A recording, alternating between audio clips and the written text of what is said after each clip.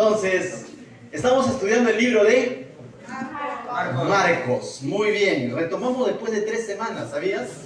Habíamos hecho un paréntesis, motivo de Navidad, después pasamos el Año Nuevo. La semana pasada estuvimos hablando un poco sobre la visión que tenemos como iglesia. Y hoy retomamos nuestro estudio del libro de Marcos. Si no tienes una Biblia, levanta tu mano. Ahí Joel te va a alcanzar una Biblia, pero levanta tu mano nada más. No voltees atrás, porque tú volteas atrás, todos voltean. De pronto dice, ¿qué está pasando atrás? ¿No? Entonces tú levanta tu mano y Joel te va a identificar y te va a alcanzar una Biblia. ¿Sí? Muy bien. Entonces le decía que estamos estudiando el libro de Marcos. Y a este estudio le hemos denominado el Mesías siervo en acción. Porque ciertamente vemos a Jesucristo como el siervo. Y es uno de los libros donde vamos a ver, es uno de los evangelios más cortos, porque tiene solamente 16 capítulos, pero al mismo tiempo vemos cómo es que Marcos, el autor de este evangelio, nos presenta el ministerio de Cristo de una manera dinámica. Milagro tras milagro, milagro tras milagro, milagro tras milagro, calmando tempestad, multiplicando panes y peces, sanando enfermos, sanando a un ciego, levantando un paralítico, sanando una suegra, y vemos a Jesús haciendo todo tipo de milagros. Ciertamente Jesús, hecho hombre, siervo, dispuesto a servir al prójimo, dispuesto a dar su vida por las ovejas, y eso vemos en Marcos. Pero ya estamos en el capítulo 8, el último mensaje que se compartió aquí fue por Julio César, que compartió el capítulo 8, y hoy vamos a ver un tema muy interesante, muy conocido, para algunos controversial, para algunos quizás incluso un poco misterioso, vamos a llamarlo así. ¿Por qué? Porque muchas Biblias lo denominan la transfiguración. Repite conmigo, a ver, transfiguración. Vamos a ver la transfiguración. Y eso está en el capítulo 9. Entonces el día de hoy vamos a estar estudiando el capítulo 9, 13 versículos del capítulo 9. Vamos a ver la transfiguración de Jesús. A ver si le das like a la diapositiva, por favor. Sí. La transfiguración. Entonces ahí ya para que se puedan hacer una idea más o menos de qué trata la transfiguración. No lo entiendo, quizás dices, pero hoy día tienes que salir entendiendo de este lugar. ¿Amén? ¿Sí? Tenemos que salir ¿qué? Entendiendo qué es la transfiguración. Pero para poder entender qué es la transfiguración, como siempre hemos dicho, siempre es bueno contexto a lo que se está tocando. Todo texto de la Biblia tiene un contexto en el que se está enseñando. Y para eso vamos a recordar rápidamente en qué momento de su ministerio está Jesús. Entonces vamos a ver un poco el contexto, y en el contexto lo encontramos en el capítulo 8. Dale, por favor. Del verso 1 al verso 10 vemos a Jesús, que Jesús estuvo en la región de Decápolis. Decápolis era una región que integraban aproximadamente 10 ciudades, por eso viene el nombre Decápolis. Y en ese lugar vemos a Jesús multiplicando panes y peces por segunda vez. Ya lo había hecho en Jerusalén, ya lo había hecho, en Galilea, ya lo había hecho frente a los judíos, y ahora en Decápolis vemos a Jesús nuevamente haciendo un milagro. Y del verso 11 al 12, siguiente, por favor, Gisela. Del verso 11 al 12 vemos a los fariseos, después de ver este gran milagro hecho por Jesús, vienen los fariseos y le piden una señal. ¿Y qué dices tú? ¿Jesús les habrá dado la señal? No. Sino que Jesús más bien les dice que la única señal ya fue dada, es la señal de Jonás. Y tú dices, ¿cuál es la señal de Jonás? Vuelve a ver el video del capítulo 8 y lo entenderás. Pero Jesús no le da más señal a estos fariseos que le estaban diciendo, danos una señal. Verso 13 al 21, vemos cómo es que Jesús y sus discípulos suben a la barca para ir al otro lado de la ribera, para cruzar el lago, suben a una barca y en la barca se da una discusión. ¿Qué había pasado? Como Jesús acababa de multiplicar panes y peces, ¿sabe qué sucedía? De que habían sobrado cestas de panes. Y de pronto ellos han subido a la barca y se habían olvidado de los panes y comienzan a discutir entre ellos, ¿no? Y Jesús nuevamente los va a corregir y les va a decir, ustedes no están entendiendo realmente, ¿no? ¿No ven que ya multipliqué en tal lugar? He multiplicado los panes y peces. ¿Qué hacen peleándose ahí por unos cuantos panes, no? Entonces Jesús ahí los va a instruir también a que no se contaminen con la levadura de los fariseos. ¿Quiénes eran los fariseos? Los fariseos eran aquellos que, uno, que eran incrédulos, dos, que estaban cuestionando todo lo que Jesús hacía, tres, porque paraban buscando culpables y ellos estaban culpando ahí. Y Jesús le dice, no se contaminen con la levadura de los fariseos. El verso 22 al verso 26 vemos a Jesús en Betsaida y le traen un ciego y Jesús lo sana de una manera parcial. Eso lo explicó Julio, si no mal no me acuerdo, ¿no? Cómo es que le traen un ciego y Jesús parcialmente lo va sanando de una manera diferente quizás a cómo había obrado en el pasado, pero vemos a Jesús, sigue siendo el mismo con el poder sanador. Nuevamente vemos ahí a Jesús haciendo un milagro. Entonces llegamos al capítulo 27 del capítulo 8, verso 27 del capítulo 8, y el verso 27 del capítulo 8 nos dice que Jesús y sus discípulos se encontraban por las aldeas de Cesarea de Filipo. Y si le das otro like, Gisela, vamos a ver ahí el capítulo 28. ¿Por qué te hago repasar todo esto? Porque tiene mucho que ver con la transfiguración. Si nosotros no comprendemos bien estos pasajes, no vamos a comprender la transfiguración. Vamos a pensar que Jesús, se le antojó hacer esa transfiguración. Pero mira lo que dice el verso 27. Ahora sí todos me acompañan con su Biblia quizás. Los que no tienen Biblia van a tener allí en la pantalla. Jesús está con sus discípulos por las aldeas de Cesarea, dice. Vamos a leerlo, verso 27. Salieron Jesús y sus discípulos por las aldeas de Cesarea de Filipo, y en el camino preguntó a sus discípulos, diciéndoles, ¿quién dicen los hombres que soy yo? Y Jesús le está diciendo a los discípulos, ¿qué dicen las personas que quién soy yo? ¿Qué hablan de mí, no? ¿Qué hablan de mí? Y ahí responden los discípulos. Había todo tipo de opiniones ahí, ¿ya? Dice, ellos respondieron, unos dicen que Jesús era Juan el Bautista, otros dicen que eres Elías, y otros dicen que eres algún profeta, le dicen, ¿no? Verso 29, entonces él les dijo, ¿y ustedes quién decís que soy? Y ahí entra Pedro, ¿no? Jesús dice, ¿y ustedes qué dicen? ¿Quién soy, chicos? Les dice. Y Pedro, que al gana levanta la mano, que le gustaba hablar, dice, Pedro le dijo, tú eres el Cristo. En otras palabras le está diciendo, tú eres el Mesías, tú eres el Salvador, tú eres el Señor, tú eres el Hijo de Dios. Yo te digo, ¿Pedro estaba diciendo lo correcto, sí o no? Sí, lo que Pedro estaba diciendo era lo más bíblico que se puede decir, porque Jesús no era un profeta, Jesús no era Elías, Jesús no era Juan el Bautista, Jesús era el Hijo de Dios, el Cristo. El libro de Mateo nos dice que incluso sobre esa afirmación de Pedro, Jesús le dice, eso no te lo ha revelado sangre ni carne, sino ¿quién? El Espíritu, ¿no? El Padre te lo ha revelado, ¿no? Y sobre lo que tú has dicho, edificaré mi iglesia. Eso está en Mateo. Pero aquí continúa también la conversación. Recuerda que Marcos es más dinámico y lo que Marcos nos quiere llevar es a la transfiguración. Entonces, después de la respuesta de Pedro, verso 30 dice, pero él les mandó que no dijesen esto de él a ninguno. Jesús le dice, bien Pedro, pero no le digan todavía a nadie.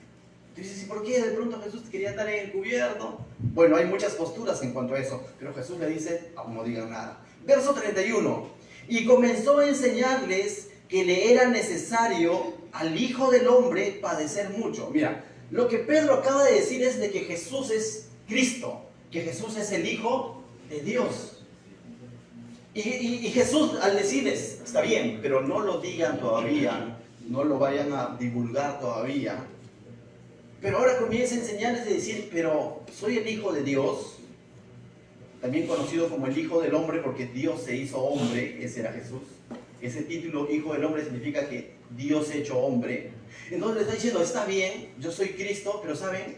Todavía me es necesario padecer. Y esto para el judío como que, incluir los discípulos que son judíos, como que no les cuadraba mucho, ¿no? Porque si él era el Cristo, si él era el Mesías, él era el libertador. Él era el rey de Israel que tanto esperaban. Él era el Mesías, el libertador, el Salvador que los iba a librar, según ellos, del yugo romano.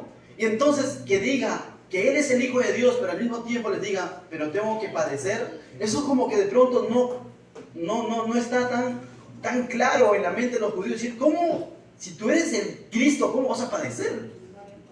No es, como que no lo entendían del todo, porque Jesús no solamente había venido a librarlos del imperio romano, Jesús vino a librarlos del pecado, y para eso era necesario ir a la cruz a padecer.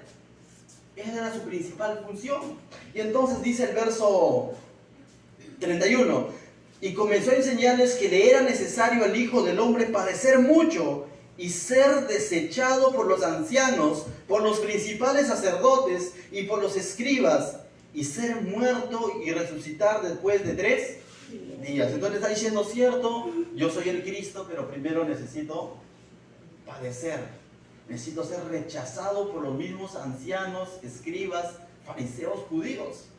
Pero ¿cómo van a rechazar ellos a su rey, a su libertador? Eso iba a ocurrir. Cristo no se está inventando algo nuevo. Eso ya lo decían las profecías en cuanto a Cristo. Eso ya lo decía Isaías, que iba a ir como ciervo al matadero, de que no iba a abrir su boca, porque al ir al matadero y entregar su vida iba a pagar por nuestros pecados. Y Jesús le está explicando eso a sus discípulos, diciendo, me es necesario todavía padecer un tiempo más, que me rechacen todavía, y ellos no lo van a comprender. Y mira lo que dice Pedro. Pedro, el más espiritual, lo llama a Jesús diciendo, Jesús como que de pronto, ¿qué estás hablando, Jesús? No, si tú eres el Cristo, ven un ratito, te voy a recordar quién eres, ¿no? Entonces Pedro lo llama a un costado, mira lo que dice el verso 32. Esto les decía claramente, dice. Entonces Pedro, el que hace un rato acababa de dar en el blanco, en el clavo, Pedro le tomó aparte y comenzó, ¿qué dice? A reconvenirle, como que a tratarle de pronto de convencer de que no padezca, de que no vaya a la cruz, de que no muera.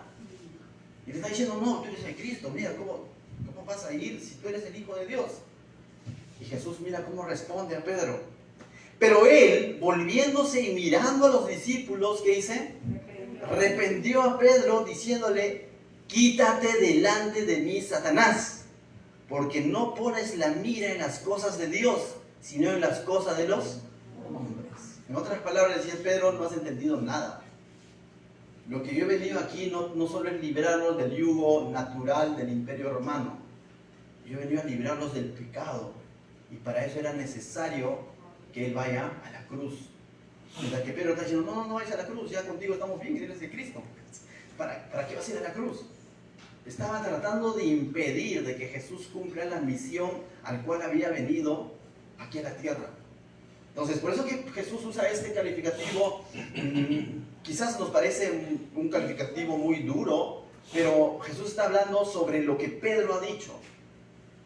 Pedro está haciendo en ese instante un instrumento del enemigo pretendiendo desanimar y desenfocar a Jesús de la misión al cual él había venido, que era ir a morir a la cruz para poder resucitar.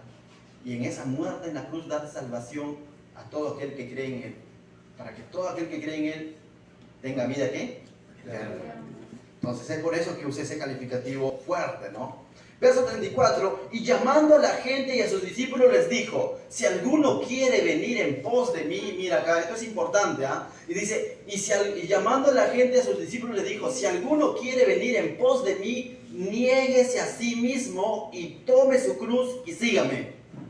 Es decir, yo quiero que entiendas algo, si él siendo el Cristo, el Hijo de Dios, estaba dispuesto, él que no tenía pecado, estaba dispuesto a cargar su cruz e ir a una cruz. Ahora está haciendo esta invitación a sus discípulos y a todos los que quieren seguirle, decirle, chicos, síganme. Y les está anticipando algo. No es que ellos van a ir a la cruz y en la sangre de Pedro, de Pablo, vamos a ser salvos. Pero lo que les está diciendo de que por el hecho de que ellos luego más adelante difundan, testifiquen sobre la cruz de Cristo, no necesariamente les va a ir bien. Y si tú haces un estudio a la vida de los apóstoles, a excepción de Juan, todos murieron a causa del Evangelio. Uno murió apedreado, otro decapitado, otro crucificado en X, otro crucificado de cabeza. Oh, si Juan se la salvó. No, Juan fue hervido en agua caliente y aceite caliente, y sobrevivió a esa ejecución. Porque Dios todavía tenía un propósito con Juan. Lo lleva a la isla de Patmos y escribe el Apocalipsis. Pero cada uno de sus discípulos ciertamente tomó su cruz. Y es por eso que Jesús en más de una ocasión dice: bienaventurado el que es perseguido a causa de mi justicia. ¿Sabes qué quiere decir todo esto? Que el verdadero cristianismo no es fácil en la carne, mejor dicho. El verdadero cristianismo no satisface nuestros deseos de la carne. El verdadero cristianismo busca agradar a Cristo. El verdadero cristianismo sigue las pisadas del Maestro. Se despoja muchas veces de ciertas comodidades a causa del Evangelio. Ahora, con esto yo no te estoy diciendo que seas masoquista, sino que como parte de tu servicio a Dios pueden presentarse dificultades. Quizás no comparado a los discípulos, pero tienes que estar dispuesto a subirte a la barca a pesar de que sabes de que va a haber una tempestad. Pero sobre todo recordar, si Él siendo el Cristo lo entregó todo, ¿por qué yo no? ¿Qué corona tengo yo para decir, no, Señor, eso es solo para fanáticos? No es de fanáticos, es de verdaderos creyentes. Lamentablemente hoy en día se vende un cristianismo mucho más light, más cómodo, ¿no? Pero Jesús les anticipó desde aquel entonces. Mira lo que dice el verso 35: porque todo aquel que quiera salvar su vida la perderá, y todo aquel que pierda su vida por causa de mí y del evangelio, ¿qué dice? La salvará. Hermano, te invito a la iglesia. Hermana o amigo, te invito a una reunión o hagamos tal. No hay tiempo. Sí, porque va a chocar con mi horario de película. Muchas veces pensamos más hacia adentro que hacia afuera, que es el prójimo. No estoy preparado, más adelante, cuando consigas mis propios planes, mis propios logros, entonces ahí le dedicaré tiempo al Señor. El llamado es hoy. ¿Ven? Hoy eres llamado. Hoy eres llamado a seguir al Maestro. Ahora, con todo esto no seas masoquista, no seamos negativos. En medio de todo eso, como dice Pablo, todo lo puedo en Cristo que me fortalece.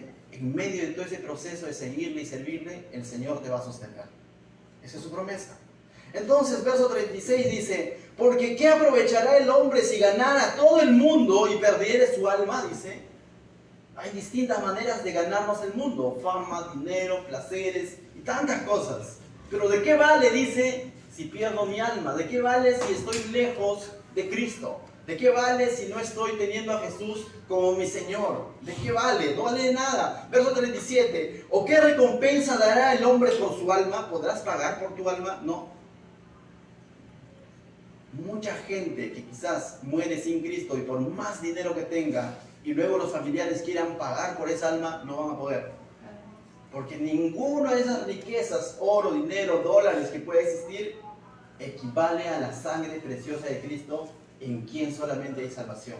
Amén. Verso 37 dice, el 38, porque el que se avergonzare de mí y de mis palabras de esta generación adúltera y pecadora, el Hijo del Hombre, que dice, se avergonzará también de él, cuando venga en la gloria de su Padre con los santos ángeles. Y ahora Jesús le está diciendo, chicos, mira, Jesús le está diciendo que eres el Cristo, punto número 1.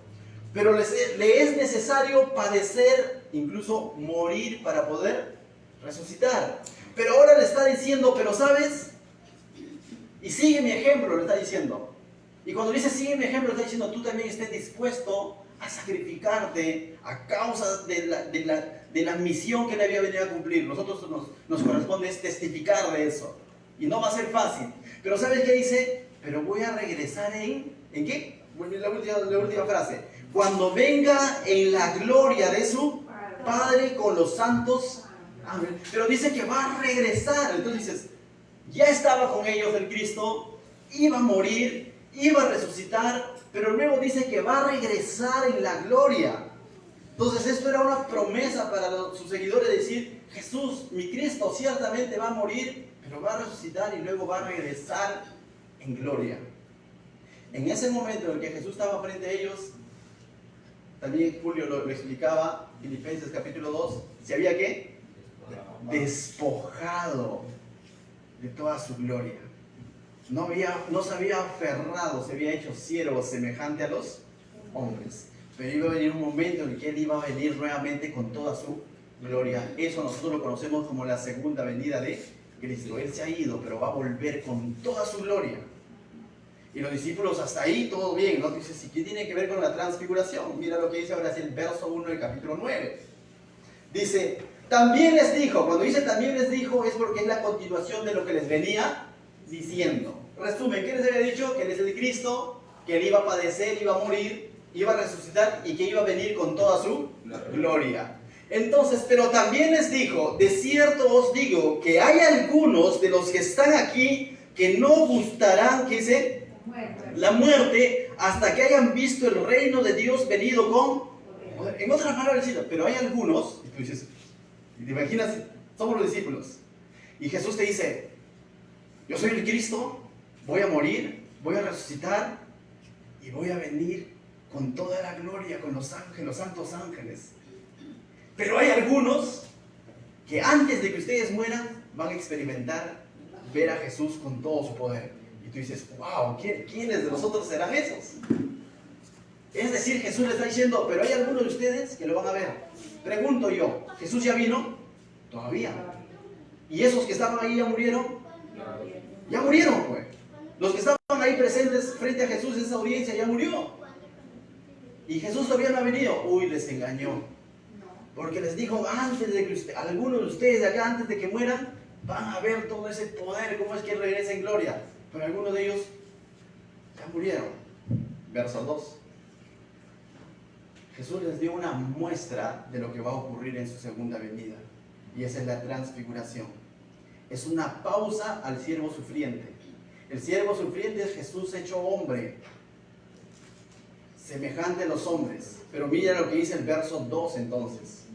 Jesús le dijo que algunos de ellos iban a ver ese Jesús con toda su gloria. Mira lo que dice el verso 2. 6 días después, Jesús tomó ¿a quiénes fueron los elegidos? Pedro, a Jacobo y a Juan, y los llevó aparte, solos, a un monte alto. ¿Te imaginas que Jesús te diga, Pedrito, levántate? Vamos, dice que hace un rato, hace unos días le acaba de decir, aparte de mí, Satanás, ¿no? Y luego, Jacobo, levántate. Juan, levántate. Tú dices, uy, qué santos que habrán sido ellos porque los eligió. No. Yo creo que Jesús los escogió en su gracia soberana, no había mérito en ellos. Y si tuviéramos que decir algo de ellos, más había errores que méritos. Porque Pedro es el que acababa de decir, Jesús, no vayas a la cruz, ¿cómo vas a ir a la cruz? Mira, tú eres el Cristo. Y le dijo, mira, Satanás. Jacobo y Juan es de los que tiempo atrás, en los otros evangelios se narran, decían, Señor, ya pues, para yo ir a tu diestra, yo a tu izquierda, cuando tú estés, y la mamá estaba abogando por ellos, los hijos del trueno, ¿no? Y el Señor dijo, acá carguen su cruz, dijo, entonces no necesariamente eran los más calificados, pero Dios en su gracia soberana los escoge a ellos 3. Los escoge a ellos 3 ¿para qué? Para lo que acaba de decir en el verso 1, que algunos de ustedes antes de morir van a ver todo ese poder. Entonces el verso 1 termina diciendo, y los llevó aparte solos a un monte santo, y se transfiguró delante de ellos. Repite conmigo, se transfiguró delante de ellos, se transfiguró. ¿Qué es, pastor, la transfiguración? La transfiguración es un cambio radical. Pero por lo general la transfiguración es un cambio que comienza de adentro hacia afuera. Jesús no se puso un disfraz. Jesús estaba frente a sus discípulos y desde que nació en Belén como el Hijo del Hombre. Tenía sed, tenía hambre, tenía sueño, se durmió en la barca. Lloró, era el hombre. Sin pecado, pero estaba semejante a ellos. Pero ahora Él se va a transfigurar.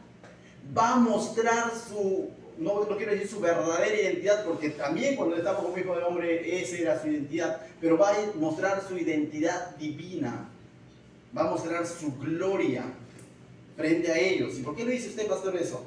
Porque vas a ver los pasajes más adelante.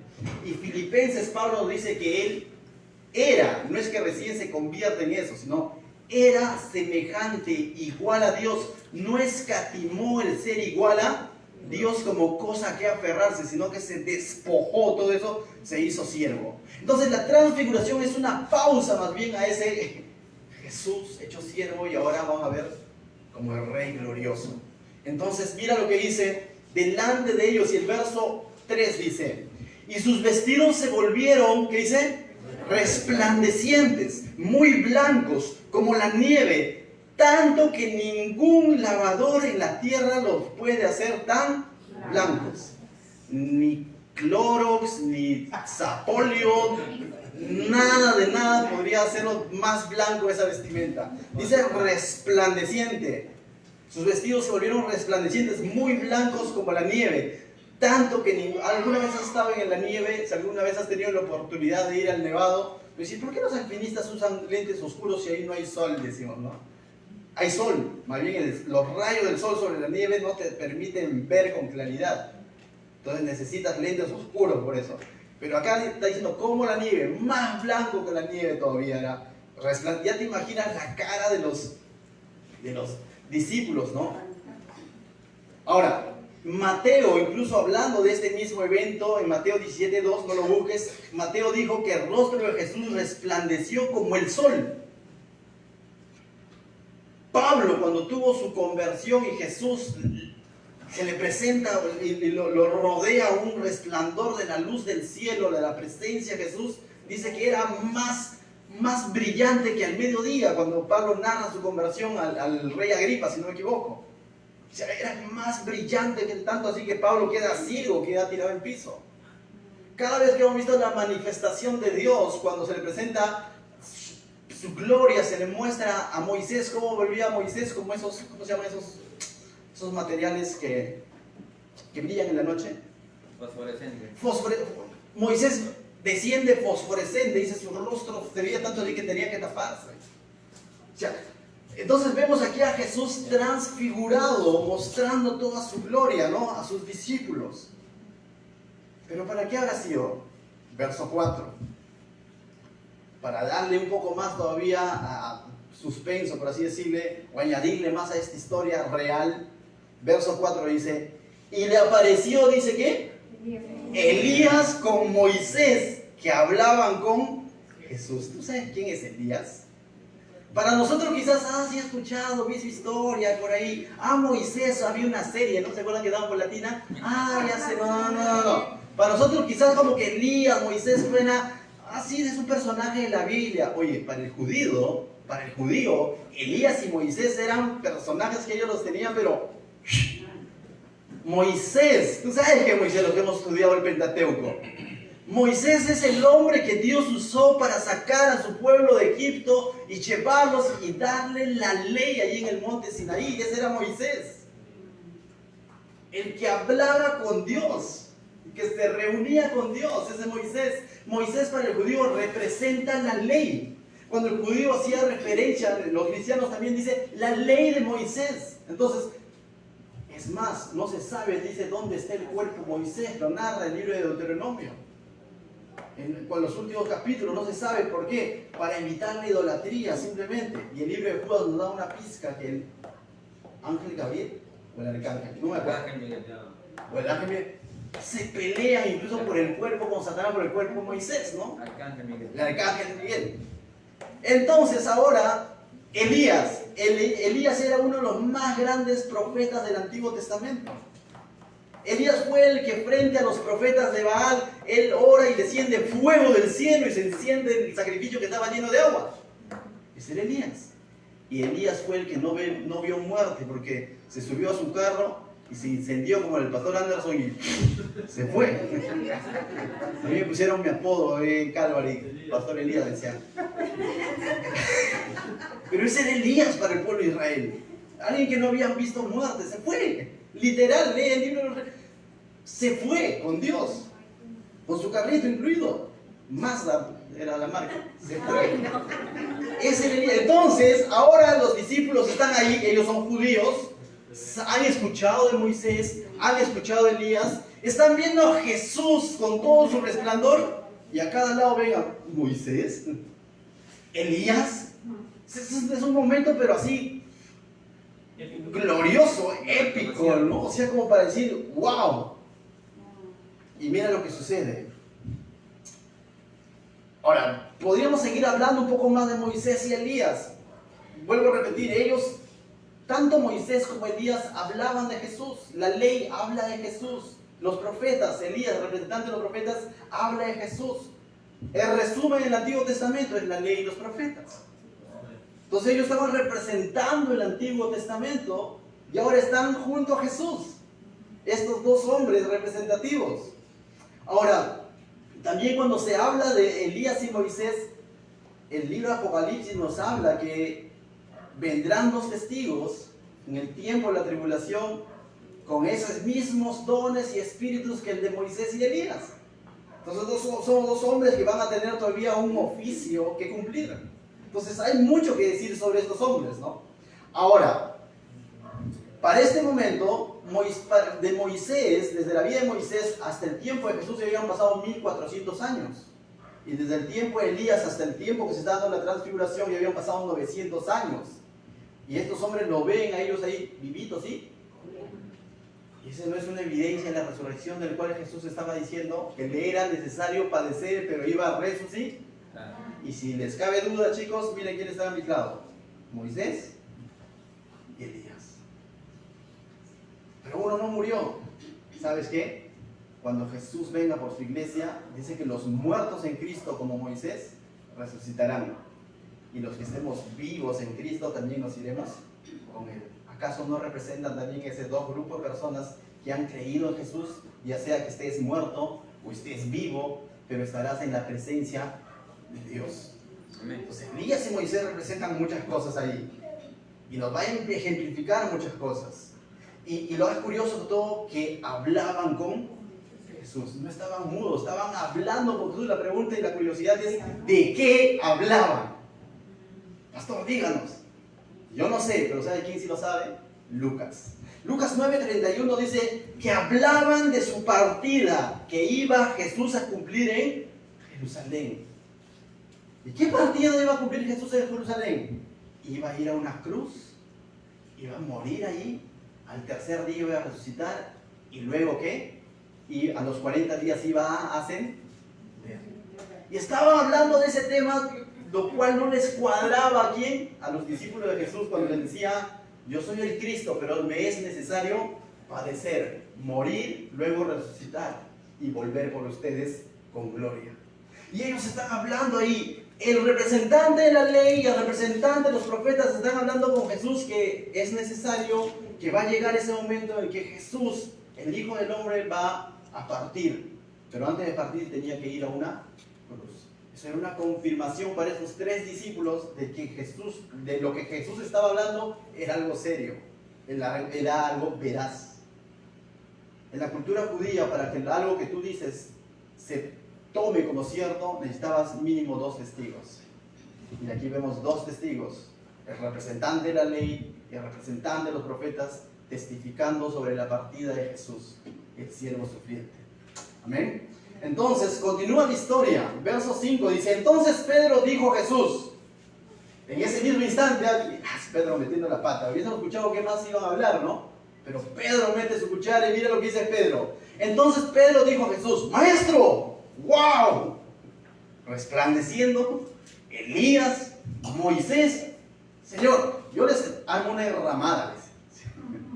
Una enramada era como un lugar de descanso, un lugar de reposo, un lugar donde nos podemos sentar y tomar un cafecito, todo tranquilo, ¿no?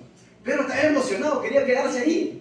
Dice, entonces Pedro le dijo: Maestro, bueno, es para nosotros que estemos aquí. O sea, ¿quién no quería estar en ese momento, no? O sea, bueno, es para nosotros esto que estemos aquí. Y hagamos 3 enramadas. Una para ti, eso parece patero, ¿no? Otra para Moisés y otra para Elías. Entonces dice: Señor, ¿para qué más ya? Nosotros 9 que se quedaron, ya su asunto, pues. Porque acá estamos happy, ya estamos viendo tu gloria. ¿Qué más lo que quiere el ser humano? Ver la gloria de Dios, tener la presencia de Dios. ¿Para qué más? En otras palabras, Señor, quédate acá reunidos los 3, mira, les hago una enramada. Ya fue eso de la cruz y todo lo demás, ¿no? Ya fue lo de la cruz, la humanidad, ya, pues no, o sea, han pecado, pues. Está de nuevo queriendo cortar la voluntad, la misión que había venido a cumplir Jesús. Pero Pedro hablaba porque no sabía, pues hablaba, como nosotros decimos, hablaba piedras, porque mira lo que dice Elías. Y hagamos 3 enramadas, una para ti, otra para Moisés y otra para Elías. Mira lo que dice el verso 6. Porque Pedro hablaba piedras. No, dice, porque Pedro no sabía lo que hablaba, pues estaba espantados, ¿no? Entonces, Pedro está hablando algo que sin sentido, ¿no? No está entendiendo lo que Jesús les está queriendo mostrar. Lo que Jesús les está queriendo mostrar es de que Él era el siervo sufriente, que está ahí, y que iba a ir a la cruz, pero que ellos tengan confianza de que Él va a resucitar y va a volver en gloria. Eso es lo que Jesús quería que sus discípulos entiendan y estén convencidos, y que estén dispuestos a cargar su cruz creyendo que Jesús va a volver por ellos, y que la recompensa mayor está en el cielo y no aquí en la tierra. ¿No les había dicho? Todo aquel que pone su mirada en las cosas materiales, en la tierra y no en el cielo, ¿no le había dicho eso a Moisés? ¿Qué haces mirando, poniendo tu mirada en eso? Verso entonces 8. Y luego cuando... 7, ¿no? Entonces vino una nube, como que Pedro quería hacer ramada, pero mira lo que viene de parte de Dios. Entonces vino una nube que les hizo ¿qué? Sombra, y desde la nube, pero esta nube vino de parte de Dios. Y cada vez que vemos también una nube de parte de Dios, habla del Shekinah de Dios. Cuando el pueblo de Israel estaba en el desierto, dice, vino una nube de parte de Dios. En el día les daba sombra y en la noche era una columna de fuego. Cuando Moisés está en el monte Sinaí, también se forma una nube de parte de Dios. Eso habla del Shekinah de Dios. En el lugar santísimo también descendía la gloria de Dios. Y de cuando ellos veían como que esa parte como humeando, como en nubes, sabían que la presencia de Dios estaba ahí. Cuando Jesús ascendió, Hechos capítulo 1, verso 9, si no me equivoco, se va en nube. Es recibido en las nubes. Y cuando Jesús prometió volver, también ha prometido volver a su iglesia en las nubes. Se habla de la presencia de Dios. Y aquí se viene una nube de parte de Dios y sale una voz del cielo, tal como ocurrió en su bautismo. Mira lo que dice acá. Y desde la nube una voz que decía, y vas a ver quién estará hablando. ¿Será un ángel? ¿Será un arcángel? No, es Dios Padre. Mira lo que dice esta voz. Este es mi Hijo amado, a Él oíd. Punto número 1, Él es el Cristo. Lo que Pedro había dicho en la tierra. Ahora Dios mismo está diciendo, Él es el Hijo, Él es el Cristo, Él es Dios. ¿Y qué le está diciendo ahora en segundo lugar? A Él, oigan. No a Elías, tampoco a Moisés, aunque lo que Elías y Moisés dijeron era cierto, porque hablaban de Jesús, pero la última palabra, sobre todo, sobre la ley y los profetas, ¿la tiene quién? Jesús. Hebreos 1.2 dice, o Hebreos 1.1 dice, que habiendo hablado Dios a través de nuestros padres de muchas maneras, por los profetas y todo lo demás, pero en los postreros días ha hablado a través del Hijo. Y cada vez que tú predicas el Evangelio, estás predicando el mensaje del Hijo, el mensaje del Hijo de Dios, el mensaje de Cristo. Entonces dice, y luego cuando miraron, no vieron más a nadie consigo, sino a Jesús solo, hasta que termina la transfiguración. Y descendiendo, ya no estaban en ese momento, descendiendo ellos del monte, les mandó que a nadie dijesen lo que habían visto, sino cuando el Hijo del Hombre hubiese resucitado de los... Te le está diciendo, chicos, todavía no le digan esto a nadie, sino que cuando yo ya haya resucitado. Pero ¿para qué resucito? Primero tendría que haber muerto. Pero primero tengo que cumplir de ir a la cruz, luego resucitar, y después de eso, chicos, tienen carta abierta para que ustedes den testimonio de esto. Verso 10, vamos a ver si obedecieron. Y guardaron las palabras entre sí, discutiendo qué sería aquello de resucitar de los muertos. No habían comprendido todo. Acaban de ver dos personajes en la presencia de Dios. Acaban de ver la gloria de Jesús. Y dicen, oye, ¿cómo será eso de resucitar de los muertos, no? Si Jesús les viene explicando justamente eso, que es necesario que Él muera para que resucite, y que ellos necesitan creer no solo en su muerte, sino también en su resurrección. Hey, cristiano, no solamente es creer en que Jesús fue una cruz, es creer también que Jesús resucitó porque eso te da esperanza que tú también vas a resucitar para vida eterna. Porque si yo solo creo que Jesús murió y que Jesús está muerto, hoy día cantado, ¿no? Jesús no es Mahoma, Jesús no es Buda, que está hoy en día en una tumba, dice una canción. Jesús es el Hijo de Dios, que la muerte no lo pudo retener. Él resucitó y Él va a venir. Sus discípulos acá no lo entendían. Y es cierto, esto de hablar más adelante, después de que Él haya resucitado, Pedro lo hizo en su carta. Según de Pedro 1, capítulo 16, 18, mira lo que cuenta Pedro años después, te lo voy a leer. Porque no os hemos dado a conocer el poder y la venida de nuestro Señor Jesucristo siguiendo fábulas. Pedro lo está diciendo, chicos, lo que yo les estoy contando no son fábulas, sino como habiendo visto con nuestros propios ojos su majestad. Pedro está diciendo, yo lo he visto con mis ojos. ¿Con qué ojo más? Bueno, pero yo lo he visto con mis ojos, con mis propios ojos. Pues cuando Él recibió, dice el verso 17, del Dios Padre honra y gloria, le fue enviada desde la magnífica gloria una voz que decía, ¿no hemos visto eso en la transfiguración? Pedro ahora está diciendo, años después, en su carta eso, este es mi Hijo amado en el cual tengo complacencia. Y nosotros oímos esta voz enviada del cielo cuando estábamos con Él en el monte Santo. ¿A dónde le había llevado Jesús a ellos tres? Al monte Santo. Y Pedro, entonces, años después va a dar testimonio de lo que había visto de Jesús. Verso 11. Y le preguntaron diciendo, ¿por qué dicen los escribas que es necesario que Elías venga primero? Ahora ya están descendiendo, Jesús ya como hombre, ya no transfigurado, están descendiendo del monte y Pedro y Juan y Jacobo todavía tienen más preguntas y le dicen, Señor, pero nosotros hemos leído, ¿sabes dónde? En Malaquías 5:6, porque ahí estaba lo que dice, lo que están citando ellos acá, dice, hemos leído en Malaquías 5:6 que es necesario que antes de que venga el Hijo del Hombre, es necesario que primero venga Elías. Acaban de ver Elías, pero ellos le están diciendo, es necesario que primero venga Elías, antes de que venga el Hijo del Hombre, antes de que venga Jesús. Y tú dices, ¿y ahora quién le responderá a Jesús? Verso 12. Respondiendo él les dijo, Elías a la verdad, ¿qué dice? Vendrá primero y restaurará todas las cosas. Y tú dices, ¿y ahora? Esperemos en los Elías. ¿Qué dicen?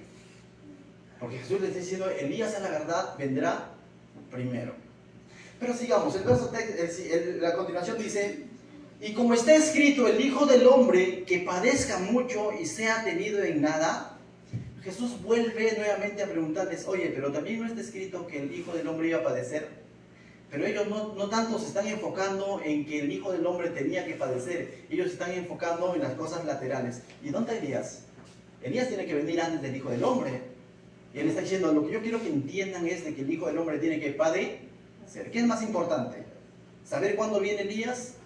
¿O tener la convicción de que el Hijo del Hombre ha padecido, en nuestro caso, tiempo pasado? Pero para ellos, que el Hijo del Hombre iba a padecer. ¿En quién hay perdón de pecados? ¿En saber cuándo viene Elías? ¿O en saber que Jesucristo fue a la cruz, padeció la cruz por tus pecados? Entonces se estaban desenfocando de lo importante por los detalles, ¿no? Pero aún así Jesús tiene una respuesta. Les ha dicho ciertamente que es necesario que Elías venga primero. Dices, ¿y cuándo es que Elías va a venir primero? Pero mira lo que dice el verso 13. Pero os digo que Elías ya vino. Total. No dice que tiene que venir y ahora dice, pero yo os digo que ya vino, le dice. Entonces dice, ¿a quién le creemos? Y le hicieron todo lo que quisieron como estaba escrito en él. Dice, uy, ¿en qué momento sucedió eso?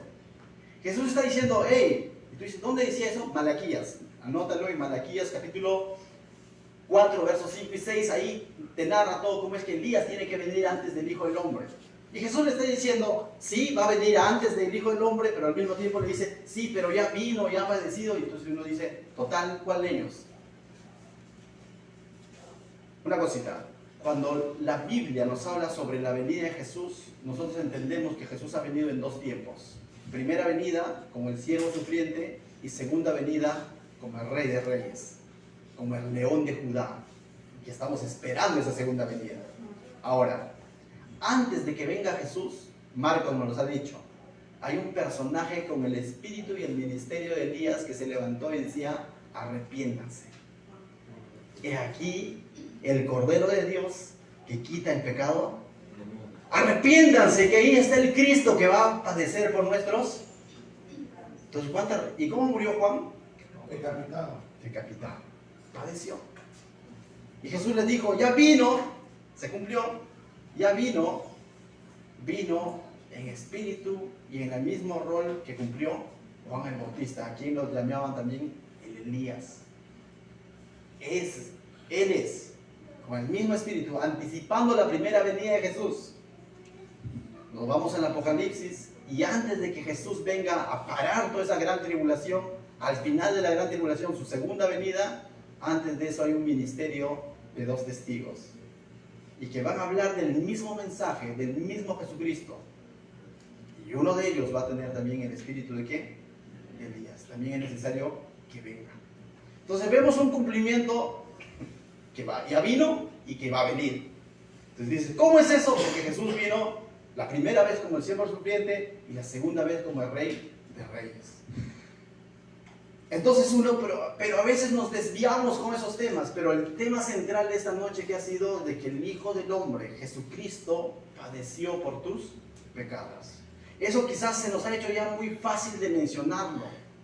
O sea, pero a veces no nos detenemos a pensar un poco que ese Cristo que se transfiguró, ese Cristo que está lleno de gloria, ese Cristo ante quien Pedro le dijo, te pongo una ramada, ese Cristo que se mostró a solo ciertos personajes de la Biblia, ese Dios glorioso, más allá de que se te presente y te comparta un instante de su gloria, el mayor milagro es de que Él fue a una cruz a derramar su sangre por ti y por mí. Dime si no eres valioso. Para Él somos valiosos. Para Él somos sus hijos, la niña de sus ojos. Y Él tiene cuidado de tu vida. Y si tú sabes esa verdad, entonces te vas a hacer problemas cuando vengan situaciones menores. Como Pablo dice, cuando viene la leve tribulación. Y a veces decimos, ay Dios, ¿dónde estarás? Ese Dios de donde tú dices, ¿dónde estará? Fue a una cruz y entregó su vida por ti. Y eso debe bastarte, eso debe de inyectarte. Tengo unas cuantas preguntas para terminar esta noche. ¿El Señor en algún momento te ha permitido ver su gloria? No te digo como la transfiguración, pero ¿te ha permitido ver su gloria en el sentido de su favor?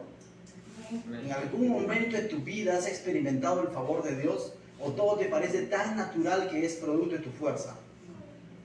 Pero si en algún momento de tu vida, y tu respuesta es sí, en algún momento de mi vida he identificado claramente que ha sido Dios el autor de ese favor, en ese momento en que quizás no había qué comer y alguien te tocó la espalda y te dijo, amigo o hermano, siervo, acá tengo una bolsa de víveres para ti.